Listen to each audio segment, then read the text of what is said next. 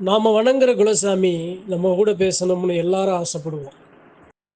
அந்த ஆசைக்கு நாம் நினச்ச உடனே நம்மளுடைய ஆசை நிறைவேறிடுமா? இல்லைல்ல. ஆனால் நாம் படுற ஆசையை நிறைவேற்ற முடியும். அது எப்படி?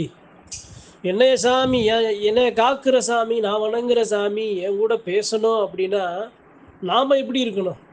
குலசாமிங்கிறது எதுக்காக படைக்கப்பட்டது? எதுக்காக உருவாக்கப்பட்டது? எதற்காக உயிரோடு உயிர்ப்போடு இருந்து இப்போ வரைக்கும் எல்லா மக்களையும் காத்து வர காரணம் என்ன? யாருக்காக? அந்த மக்களுக்காக தானே.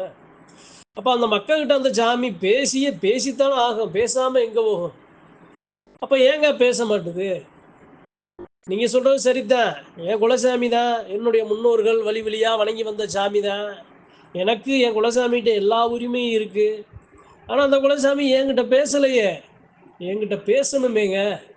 நான் என்னங்க பண்ணணும்னு கேட்குற அறிவார்ந்த பெருமக்களுக்கு, அறிவு நண்பர்களுக்கு இன்னைக்கு இந்த பதிவை பகிர்ந்து கொள்ள ஆசைப்படுறேன். என்கிட்ட குலசாமி பேசணும் அப்படின்னா, தனக்கு ஒரு வலி ஏற்படும் போது அந்த வலியை நாம் எப்படி அதை சரி பண்ணுறோம்? மருத்துவரை அணுகிறோம். நம்ம வீட்டில் கை மருந்து, நம்ம வீட்டில் நம்மை பராமரிக்கிற முறையில் அந்த வலியை நாம் சரி பண்ணுறோமோ, அதே மாதிரி உங்களுடைய குலதெய்வத்தின் வழிகளையும் உணர்வுகளையும் வேதனைகளையும் அதனுடைய வழிபாட்டின் அவசியங்களையும் நாம் புரிஞ்சுக்கிறோம். அதான் கும்பிட்றோமே, அதான் வருஷம் வருஷம் சாமி கும்பிட்றோமே, தலைக்கட்டி வரி கொடுக்குறோமே, கோவிலுக்கு போகிறோமே, முடிஞ்சதை ஏதாவது அந்த சாமிக்கு தேவைய நிலமாலை எடுக்கிறோமே, எதையாவது ஒன்று நன்கொடை ஏதாவது அதான் செஞ்சுக்கிட்டே இருக்கமேங்க. அப்போ செஞ்சுக்கிட்டு தானே இருக்கோம். அதல்ல எல்லாரும் செய்கிறோம். அப்போ ஏன் பேசலை? நீங்கள் செய்கிறீங்க. அப்போ ஏன் அந்த சாமி பேசலைன்னு நீங்கள் அந்த கேள்வியை முன் வைக்கிறீங்க? அதாவதுங்க, செய்கிறது முக்கியம் அல்லங்க. நம்ம சாமிக்கு நாம் போய் செய்கிறது முக்கியம் அல்ல. என்கிட்ட பணம் இருக்குது, என்கிட்ட பொண்ணு இருக்குது, என்கிட்ட பொருள் இருக்குது, என்கிட்ட வசதி இருக்குது அப்படின்னா நான் போய் என் சாமிக்கு நான் செய்கிறேன். ஆனால் அது முக்கியம் அல்ல. அந்த இடத்துல முக்கியமானது என்ன தெரியுமா? என்னுடைய பிள்ளை நல்லா செய்தப்பா, என் பிள்ளை எனக்கு செய்யுது சரி. ஆனால் என்னுடைய வலியை உணர்ந்து, என்ன உணர்ந்து, என்னுடைய தேவையை உணர்ந்து அந்த பிள்ளை எனக்காக நிற்கிதா அப்படிங்கிறதா அந்த இடத்துல முக்கியமான விஷயம். நீங்கள் சொல்கிறது புரியலையேங்க, புரிகிற மாதிரி சொல்லுங்க அப்படின்னு கேட்பீங்க. உங்கள் குலசாமி இருக்குது அப்படின்னா உங்கள் குலசாமி போகிறோம், கும்பிட்றோம், வர்றோம், சரி. அந்த சாமியோட நிலை என்னப்பா, எல்லாரும் போகிறோம் பங்காளியாக வருஷம் வருஷம் ஏதோ நம்ம வரியை போடுறோம், சாமியை கும்பிட்றோம், சரியப்பா கும்பிட்றோமப்பா. இருக்கிற சாமி அது இருக்கா இல்லையா? அந்த சாமி பேசுதா பேசலையா? அந்த சாமி நாம் கொடுத்ததை ஏற்றுக்குதா ஏற்றுக்கலையா? நம்ம அரும்பாடுபட்டு கஷ்டப்பட்டு நம்ம பணத்தை போட்டு நம்ம சாமிக்காக ஒரு சில பூஜைகளை வழிபாடுகளை கும்பிடுகளை நடத்துகிறோம். அந்த சாமி அதை ஏற்றுக்குச்சாப்பா, நம்ம கொடுத்தது சரியா அந்த சாமி பரிபூர்ணமாக ஏற்றுக்குச்சா அப்படின்னு எல்லா மக்களும் தெரிஞ்சுக்கிறணும். சரி, அதை எப்படி தெரிகிறது? என்னுடைய தெய்வத்தோட குலதெய்வங்களோட தேவை என்ன தெரியுமா? குலதெய்வங்களோட தேவையே நான் யாருக்காக நிற்கிறேன், யாருக்காக யாரை காக்க நிற்கிறேன், யாருக்காக இந்த அவதாரத்தோட யாருக்கு இந்த சத்திய வாக்க கொடுத்து எந்த மக்களுக்காக நிற்கிறனோ அந்த மக்கள் எனக்காக நிற்கணும். அந்த மக்கள் என் வழியை புரிஞ்சு கொள்ளணும்.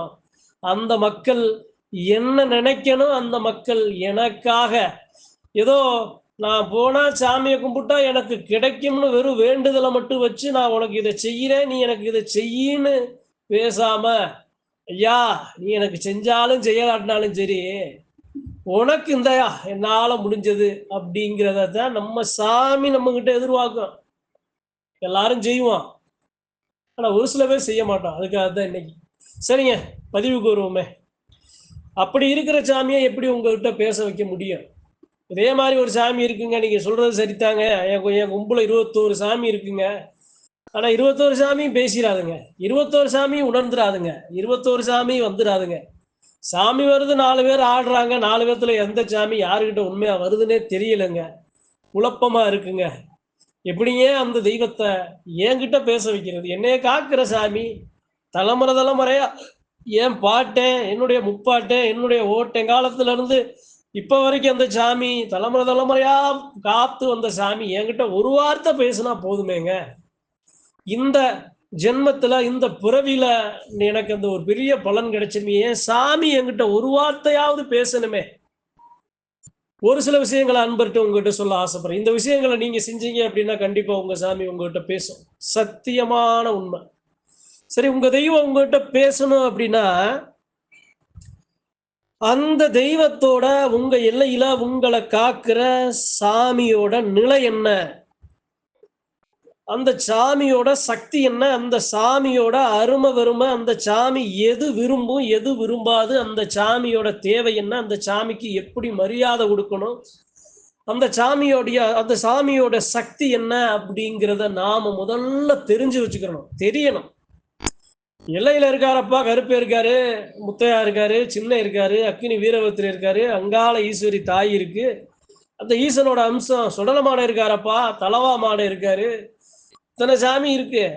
ஆனா அந்த சாமி அதனுடைய அதிகாரம் என்ன, அதனுடைய அது எது விரும்புவது எது விரும்பாது, அந்த சாமிக்கு எது சேரும் எது சேராது, நான் இருக்கேன் எனக்கு என்ன சேரும் என்ன சேராது, என்ன பிடிக்கும் என்ன பிடிக்காதுங்கிற மாதிரி ஒவ்வொரு தலைக்கட்டும் ஒவ்வொரு வங்காளி பெருமக்களும் அந்த சாமியோட தேவையை புரிஞ்சு வச்சுக்கிறணும்.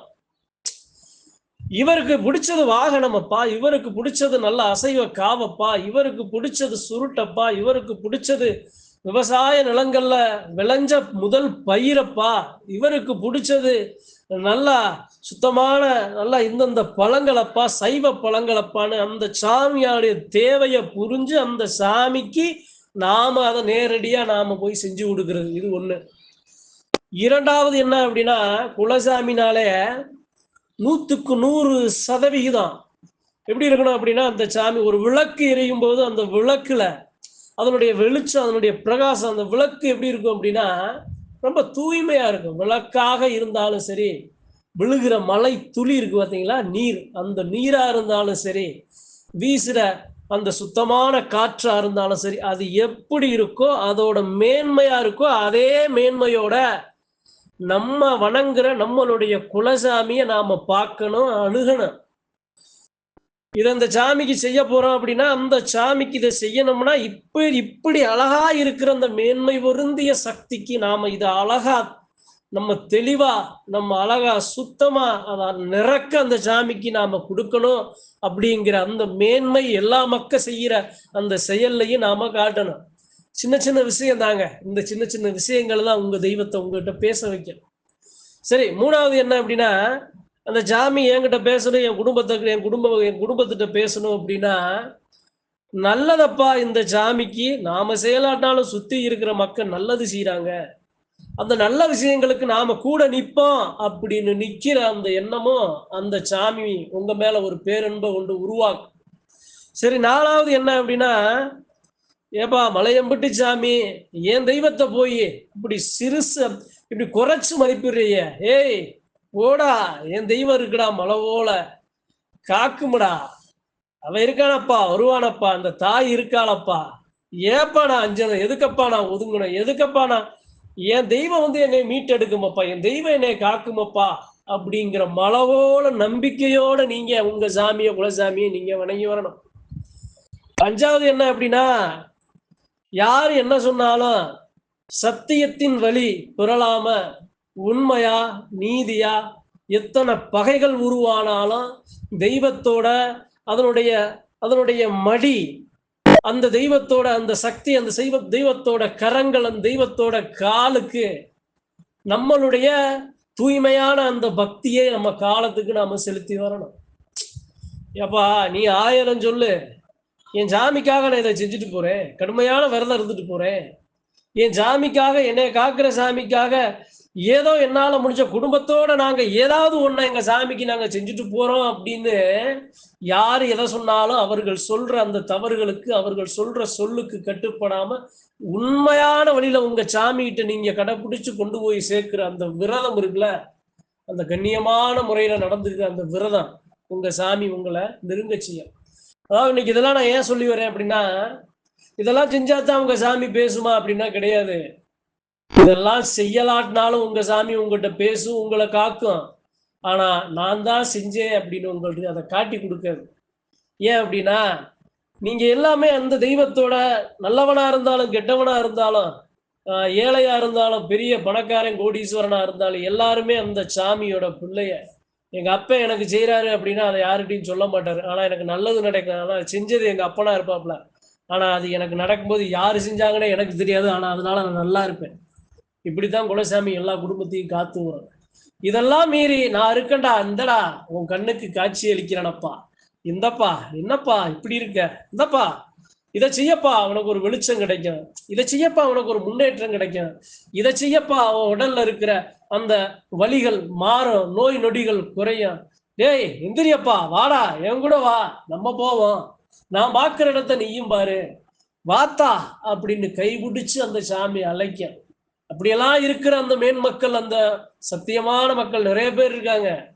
அந்த மக்கள்கிட்ட அந்த சாமி காலத்துக்கும் பேசுங்கிறது சத்தியமான உண்மைன்னு சொல்லி ஒரு சில விஷயங்களை அறிவு முன்பர்களுக்கு நினைவு கூறத்தான் இன்னைக்கு இந்த பதிவு.